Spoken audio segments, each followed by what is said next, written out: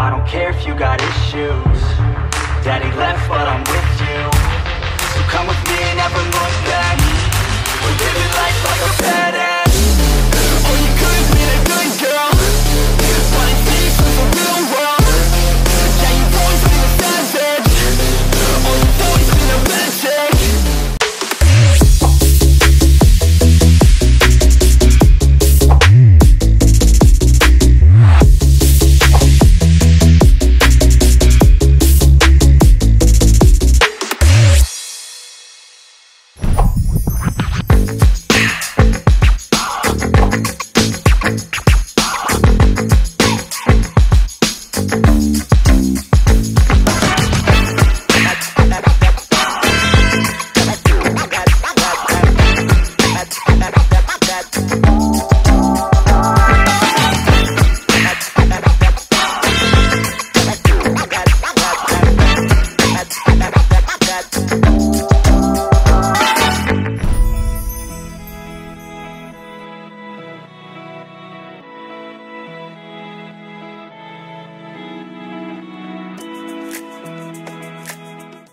Good morning. Katatapos lang ng dance class ko. Nandito muna ako sa Sampaloc Lake para maglakad-lakad and kumalma, magpahinga. So nakakapagod na sayawan namin kanina with Coach Emil. Sarap sa paramdam na ganitong view ang makikita mo after na nakakapagod na araw. Last week na share ko sa vlog yung mga bakit mahalaga sa akin yung Pasko. Matters to me so much. It is because nga ayun yung yung healing process of my inner child. Natatandaan nyo ba na pag adulting ka na, tas isa ay nagagawa mo na yung mga bagay na dream mo nung bata ka pa, ang sarap sa pakiramdam. May nabasa akong kwento na kaya pala nagkakaroon ng mental health problems yung mga tao dahil hindi nag-heal yung mga pain nila nung bata pa sila. Minsan nakukuha nila, nadadala nila hanggang pagtanda. Ayun yung iniiwasan ko na lahat ng pain na naramdaman ko during my elementary days, high school days, tapos mag-trigger sa akin. Kasi based sa nabasa ko, nagti-trigger talaga siya once na may bagay o taong naalala ka. Lagi ko sinasabi sa vlog ko, mental health matters. Kung ano mga bagay ang pwedeng magpagaan ng loob mo, don't hesitate to do it. Yun lang laging sinasabi ko. Kasi ako I suffered mental health problem last year and it was so hard to cope it. Once yung healing process niya, sasama-sama doon lalo yung bumabalik yung mga pain mo nung mga nakaraan, maalala mo ulit. So nagkoko siya ng malalang anxiety effect. Yun yung gusto kong ipaalala sa inyo, na kung may mga pain kayo nung childhood nyo, i-heal nyo siya pautay-utay. Gawin nyo yung mga bagay na hindi nyo nagawa dati. Like itong ginagawa ko ngayon, itong pagsayaw. Gusto ko talaga to dati, pero nagpadala ako sa mga sinasabi ng tao, which is bad. Paapekto ako. Late ko na siya nagawa. Ako, every little things count. Yung mga bagay na magpapagana at magpapasaya sa akin, ginagawa ko. It's about work-life balance. Nagtatrabaho pa din ako para sa future ko. So, that means a lot, so much. Your past trauma will define who you are today. Kaya, don't make that traumas mag-dwell sa'yo. I-heal mo.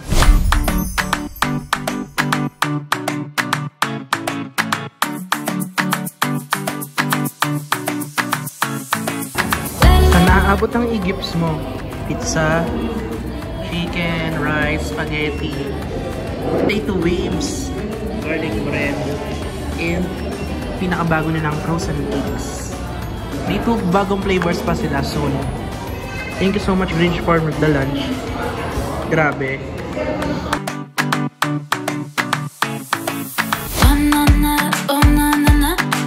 Pizza.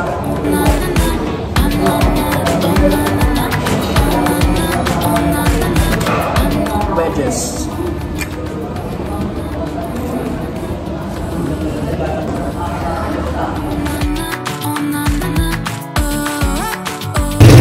Oh, baka akala nyo yung gusto nyo. Take out.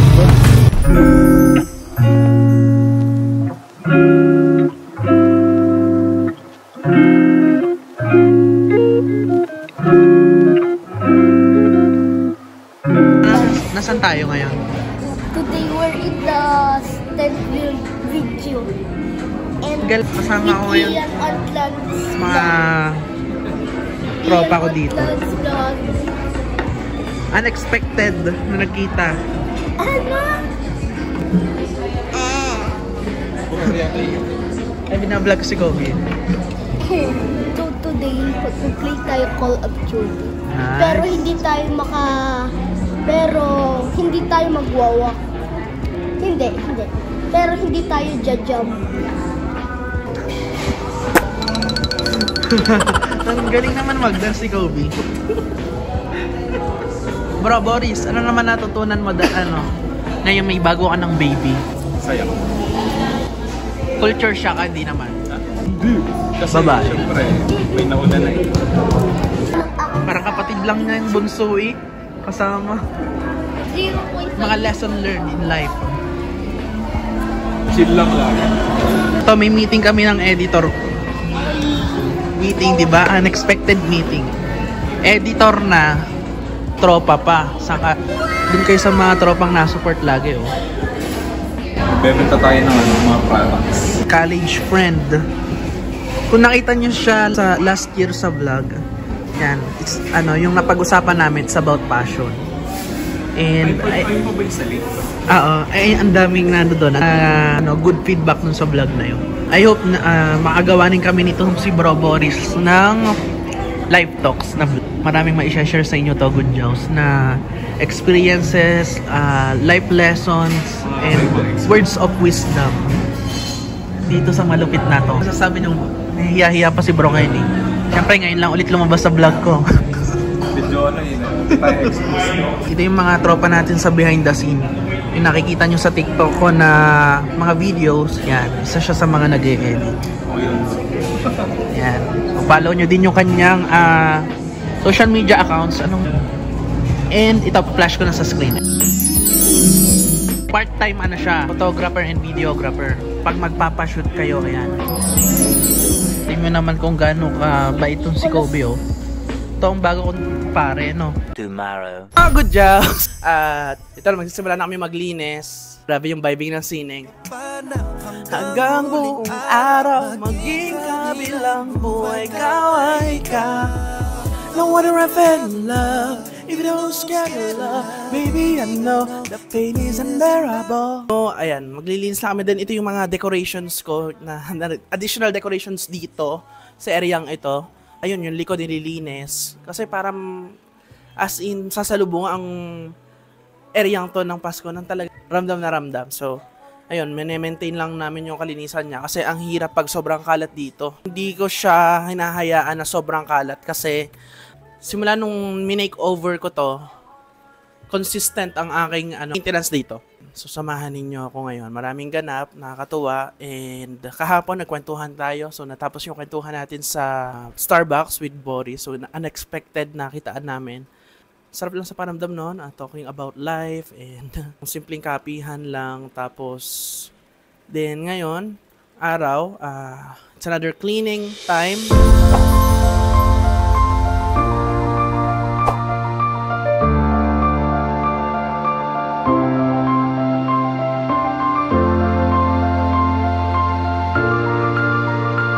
Tingnan mo yung basahan na to, oh. This is last year. Hindi na ako bibili ng ganito kaputi. Sinas, talagang naaano din siya.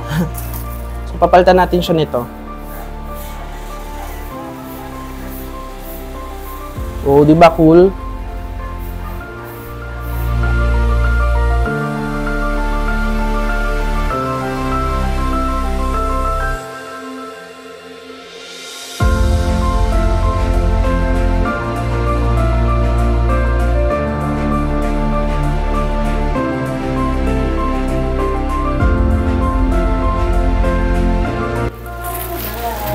Time to ilagay na ang table runner natin. Look at this.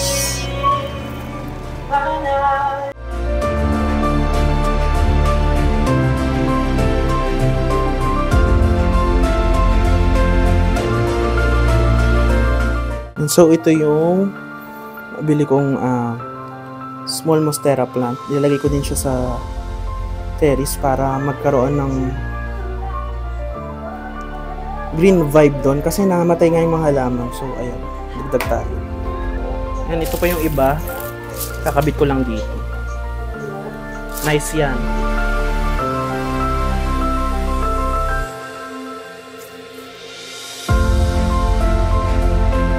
So hanap nyo ba ng fake plants? Yan. So kasi yung mga halaman dito hindi ko na naaalagaan. So namatay silang lahat.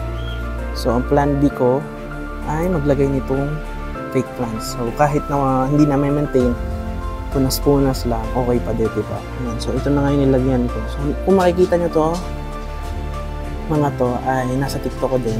Kasi ginawa ko siya ng content, padala lang din yun ng brand. So, ayan, so far, 4 na yung nilalagay natin. So, baka umorder na lang din ako ng iba para malagyan yung ibang pot na walang laman. So, ayan, nice na, konti na lang.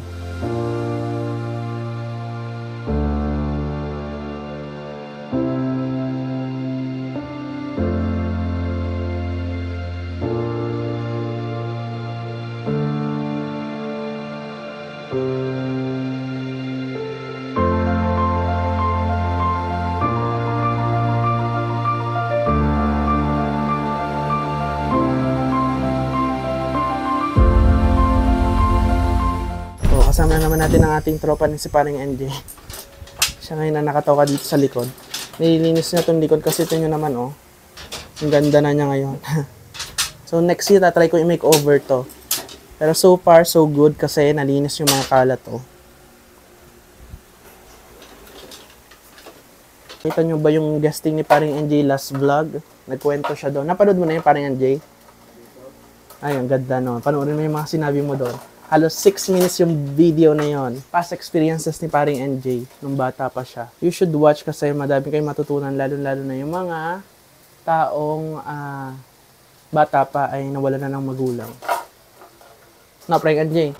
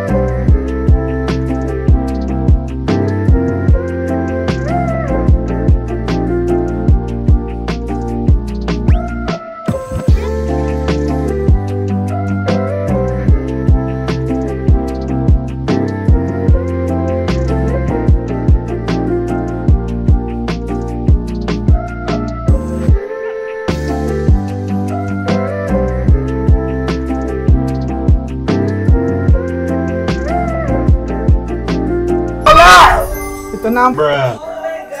Hey, sexy. Sexy maganda is here. Yan. Look who's here. Ang aking body, oh. Oh, ganda. Yes, tutulungan na po ako ni Buddy maglinis. Ay, may tubig dyan. Bumila ako. Ayun, oh. Oh, di ba?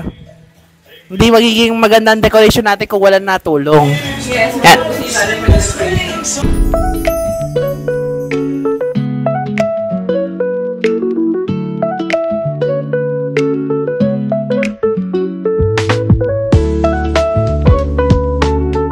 So, nakabit na yung garlands dito. So ayun yung sabi ko, lalagyan ko last year para mas magagatinan. Tingnan natin kung magkakaigil. Available to sa TikTok shop ko. So kung gusto nyo, just click my yellow basket to order. Yan o. Si Pre NJ naman, yan, naglilinis na electric fan. Solid yung mga sinabi ni Pre NJ last time sa vlog na Pre NJ. Gandang kwento.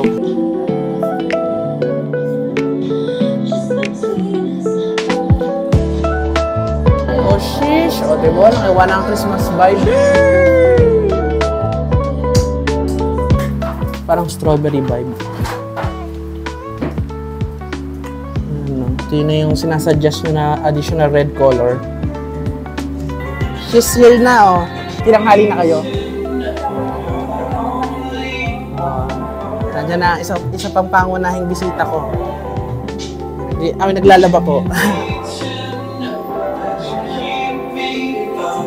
And so ito na yung binago na namin yung Santa Claus, nilagay namin sa gitna. So plano ko na alisin na yung electric fan. So what do you think? Ayan. Si Bay ng CR, si NJ, nagde-decorate, ako naglalaba. So, may dala pang ayuda si Inay. Look guys, so, buttercream. Hey! Inay naman na maritas ng slide. Ayan. Kanya-kanya ko po kami ginagawa dito sa video. So, nilagyan ko na to ng dito para mas ramdam dito yung Christmas vibe. Kasi last year wala. So, last year ko pa to originally plano, kaya lang December na, kaya hindi ko na nilagay. Same pa din, yung mga nadagdag lang ng konti, pillowcase, pero yung mga decorations na yan ay last year pa. Ito naman yung nadagdag last week, Christmas candy and Christmas cupcake. Yan lang yung nabago. Share ko lang kahapon yung napag-usapan namin ni Bro Boris habang nagkakape. Nagkakwenta ko sa kanya, sabi ko, natatakot ako na may mga decision na kung baka pagsisihan ko. Pero ang sagot niya, walang maling desisyon pag masaya ka. And tama naman siya kasi minsan depende tayo sa ibang tao pag nag-decide tayo ng kung ano makakabuti sa future mo. Minsan, kailangan lang din natin pakinggan yung sarili natin. Na may mga desisyon na tama naman talaga, nagmumukha lang mali. Kasi natatakot ka i-judge. Na-uplift ako doon sa sinabi niya ngayon kasi minsan yung mga tinatahak nating karera, sasacrifice mo yung mga bagay na malalaking responsibilidad na trabaho doon sa bagay na feeling mo doon ka may growth. Ako, since last year, I decided na tahakin yung path na gusto ko and letting go some of the jobs. Choosing your job really hard kasi especially pag may responsibilidad ka na.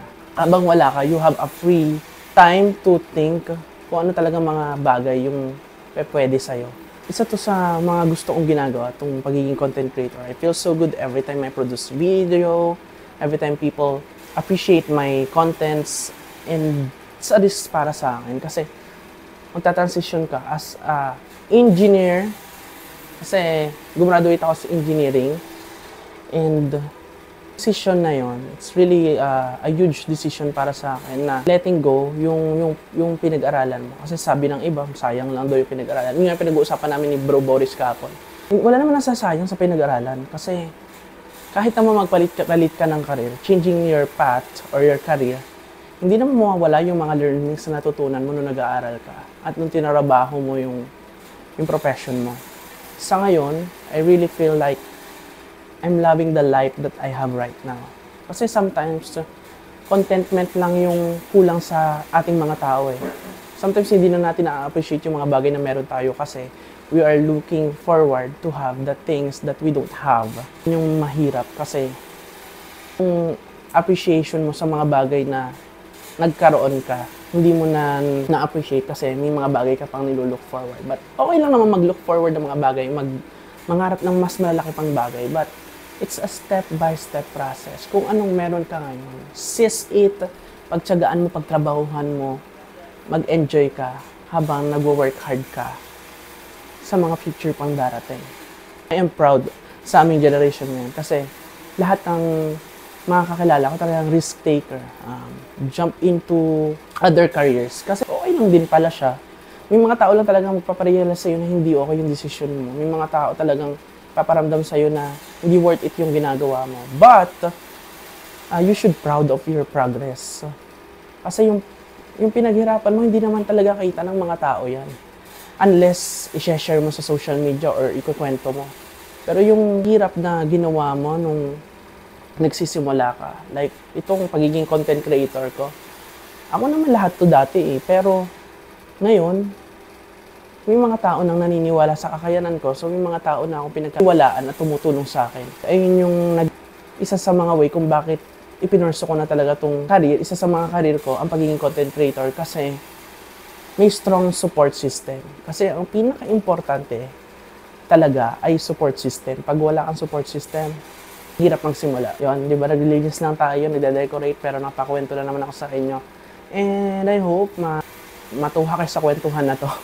Alam ko naman yung iba, hindi mag-agree dito sa thoughts na to, pero kanya-kanya naman tayo ng, ng pinagdadaanan, ng experiences. And okay lang din, di ba, na i-share ko din sa inyo to. At least, ma-uplift kayo na may mga decision talaga na makakabuti sa atin. Pero hindi lang tayo sure kasi nga, kailangan pa natin dumepende. So maniwala, ang pinaka-rule number 1, believe in yourself. Sa kakayanan mo. Then, everything else follow. Pag nga masaya ka sa ginagawa mo, lahat susunod yan. Trabaho, pera, mga bagay na pangarap mo, it all follows. Basta may hard work, consistency, and faith in God.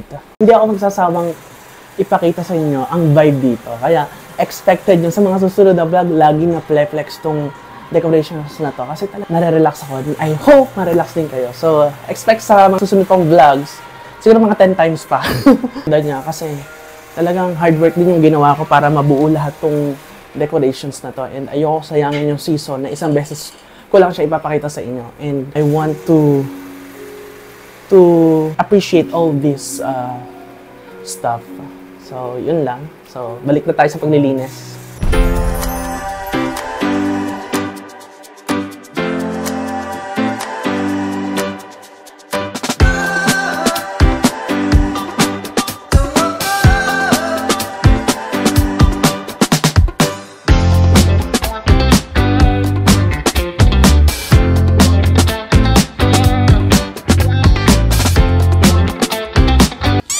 So, almost done na kami dito.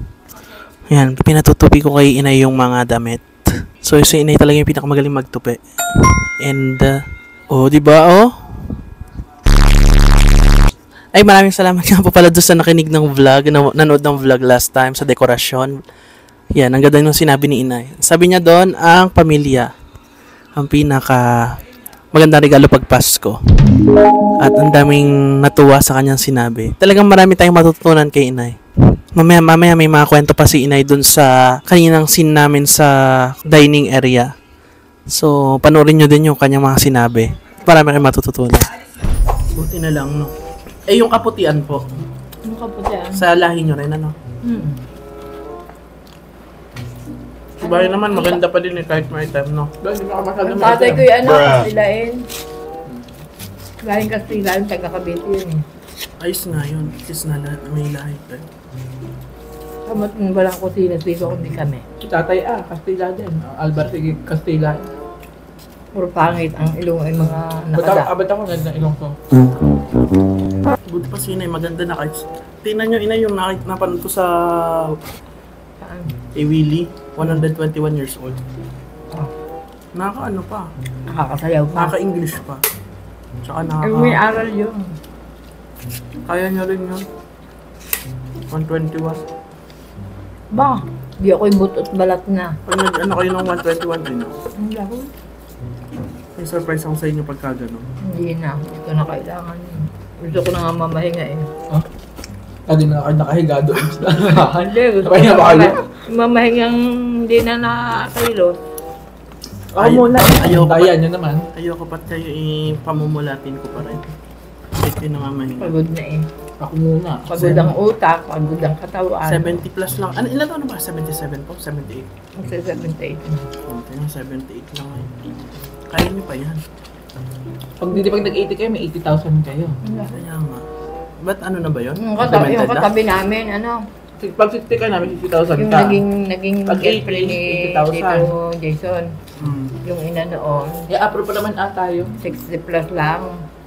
Ang mukhang ang tanda na. Kayo nga 70 pero mga 60 lang.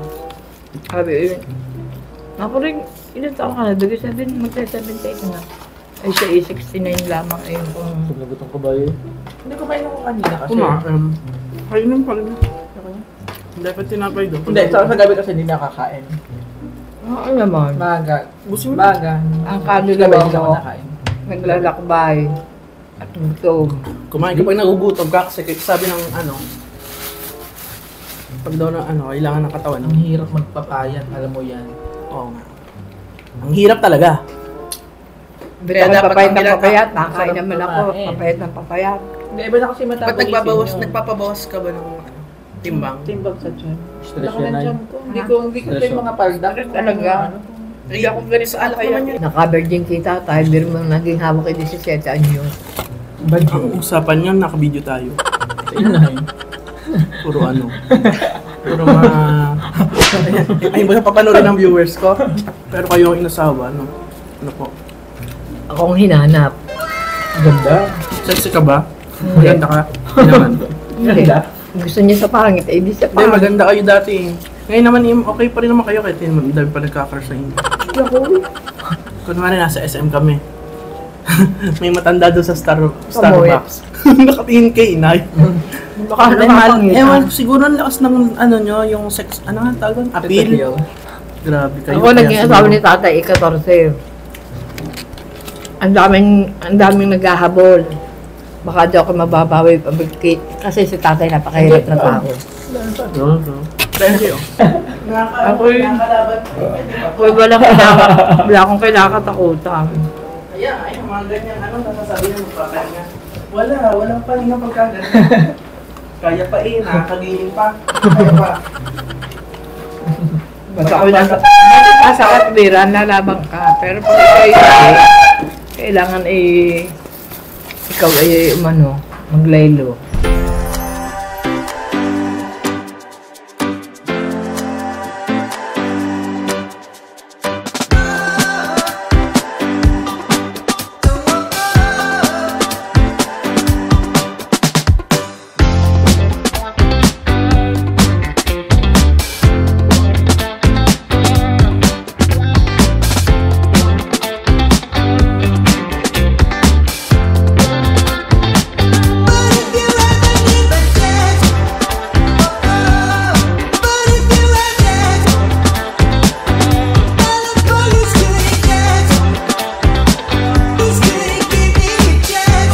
Ito, pang singaw daw, di ba? Di ba guys, tama, pang singaw. Pwede din. Bastos. Yan, oh. Pang singaw to. Nagagamit niya yan. Yan nga. Yan, what's in your bag, darling? Inside my bag. Tawas. Tawas. Traders body odor. Yan po ang mga tumulong sa ating linisan. Ang mag-asawang si Bayo at si NJ. Yes. Love this couple. Joke lang yun na baka new love team to, new love team. Sweetest.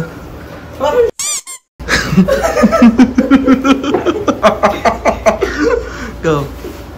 Ayun. Kinain ng hapon ni NJ.